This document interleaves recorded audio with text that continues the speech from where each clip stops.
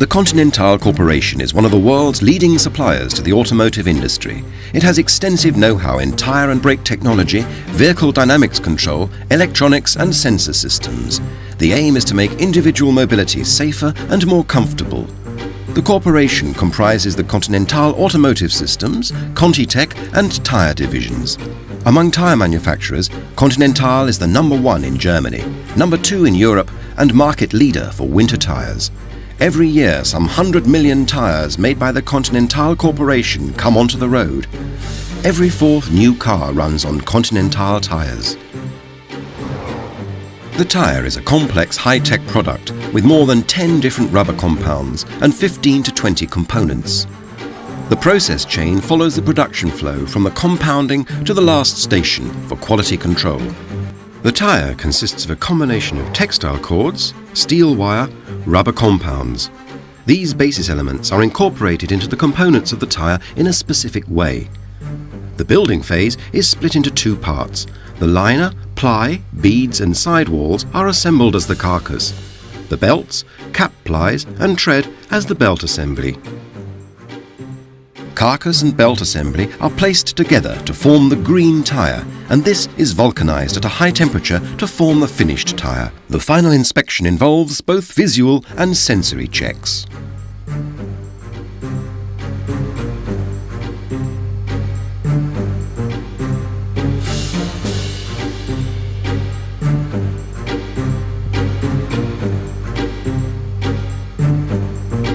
The ingredients for the compound are mixed, extruded, rolled, cut and collected together for further processing.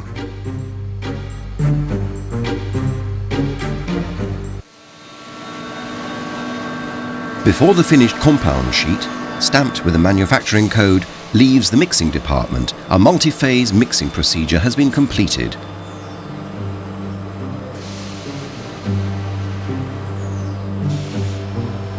The compound consists of fillers such as carbon black and silica for the resistance of the tyre to wear, whereby it's the silica as a high-grade material that ensures short stopping distances on wet roads.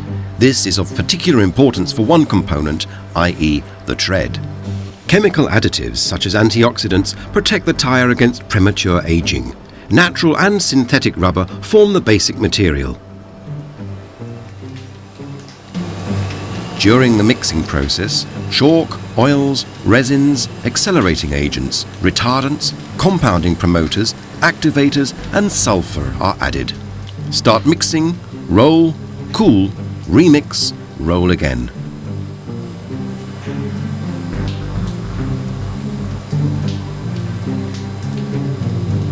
Depending on the type of tyre or component, the operations and additives are varied until the required material properties have been obtained. The finished compound sheet can now be passed on for further processing.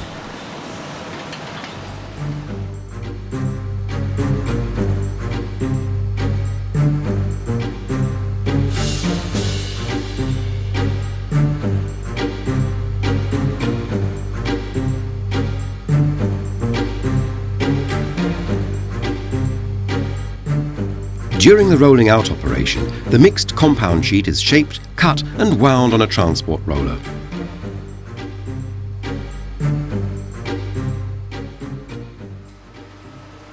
The inner liner, a thin airtight rubber sheet, forms the first layer of the tyre. It takes over the function of the inner tube, once an essential extra. Two separate sheets make up the finished component, the inner liner. First, this is made flexible in a rolling mill.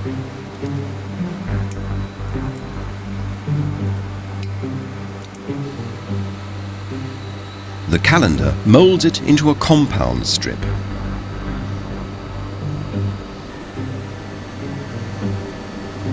This is cut to shape for the tyre size concerned.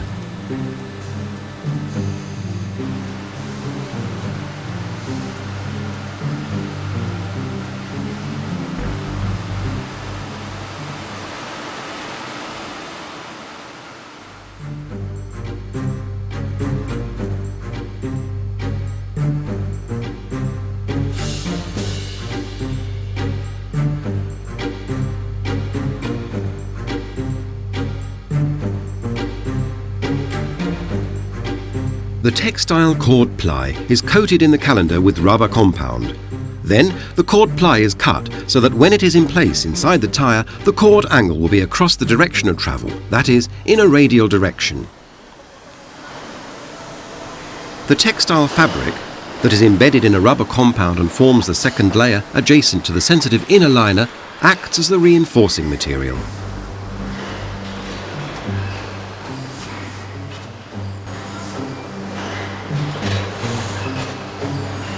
The radial positioning of the cord, that is, across the direction of travel, increases the strengthening properties of the ply.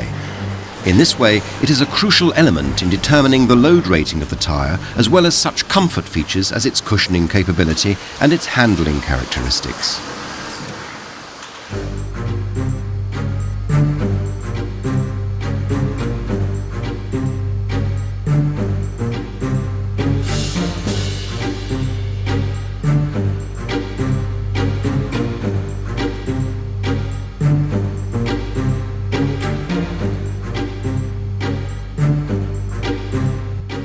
Steel wire is covered with rubber compound, wound into a ring, and at the next station the extruded apex is applied.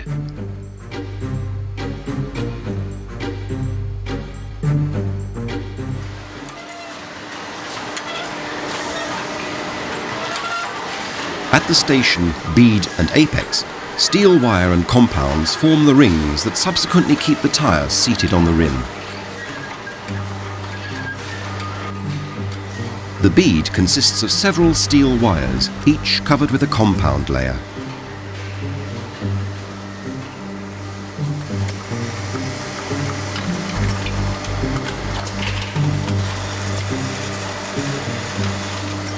Rolled up to form a ring, the bead will be joined with the apex at a later stage of production.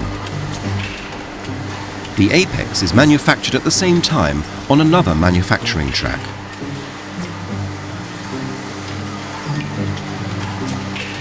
The apex sits on top of the bead. After the extruding operation, the apex is fed on rollers to the cut shape and then joined with the bead.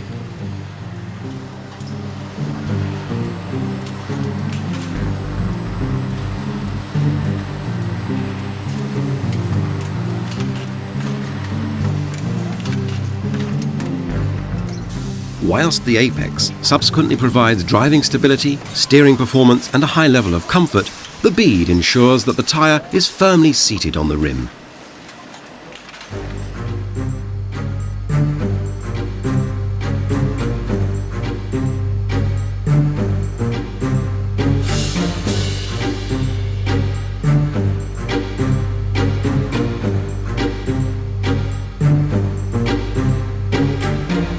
Steel wire is unwound from rollers, is covered by a compound in a calander and is cut at an acute angle.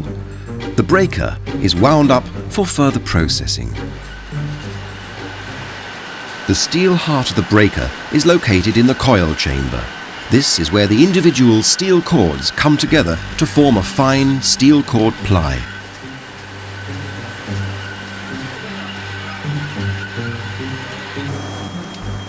This ply is then coated with rubber compound in a calander.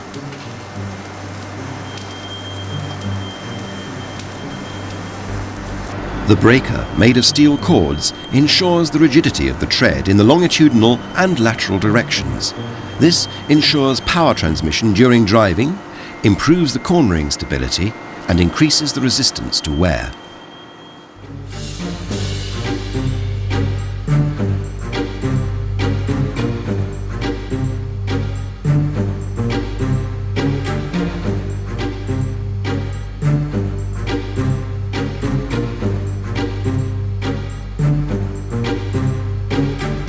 After the extruding process, the tread is cut to the correct length and temporarily stored in transport units. Staying in contact. The tread is the element that keeps the tyre in contact with the road. The demands made on its properties are accordingly high. Up to 4 different compounds are processed at this station. Still marked with a colour code at this stage, this tyre layer will later be given its pattern. The tread is responsible for a good grip, durability and a low rolling resistance. The use of silica is an important factor in ensuring this.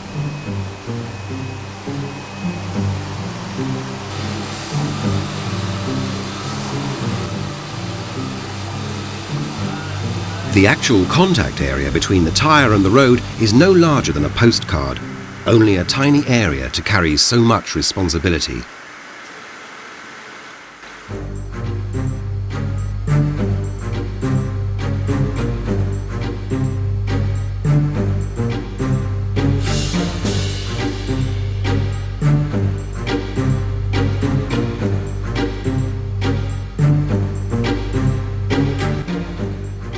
Carcass section. Bead and apex are joined with the inner liner and ply on the building drum. With the application of the sidewall, the carcass assembly is complete. Belt assembly section. Constituent parts are breakers, cap plies and the tread. Assembling section. Both assemblies are placed together and joined as one. The two tyre components, carcass and belt assembly, are united at the assembling station. Inner liner, ply, bead and apex, sidewall.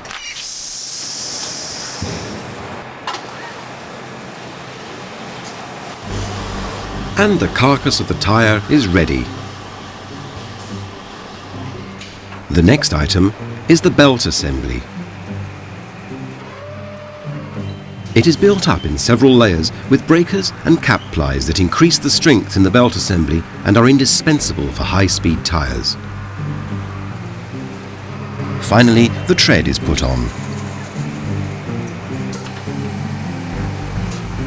Belt assembly and carcass are pushed into each other in the last step, and after their wedding are joined together in the shaping station using compressed air. The final union takes place during the vulcanization process.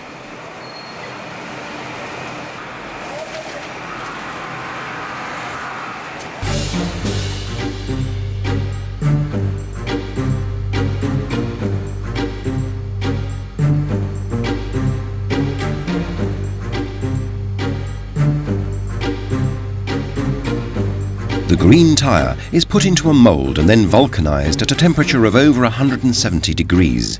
It leaves the station as a patterned tyre.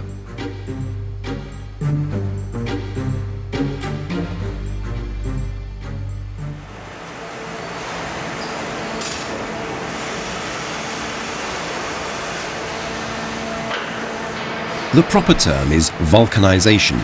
Some people call it baking. Whatever you say, it is the last manufacturing stage in making a tyre. The green tyre is given its tread and is cross-linked. The components are now inextricably joined together. After the baking mould is closed, a bladder is inflated inside the green tyre and presses it into the mould. Baking time, approximately 10 minutes. Temperature, between 170 and 200 degrees Celsius. Pressure, up to 22 bar. These values depend on the type of tyre and its size. The compounds are transformed into elastic rubber. The green tyre becomes the finished tyre.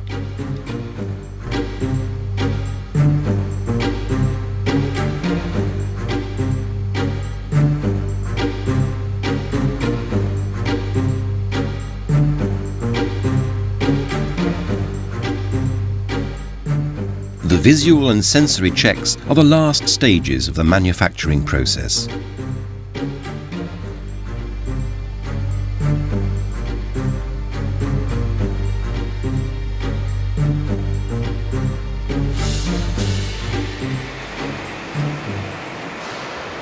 The final inspection.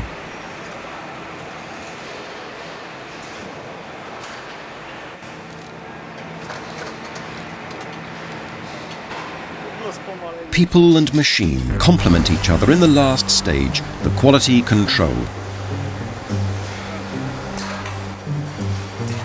After the visual check, the sensory check of the tyre quality is done in the final measuring station.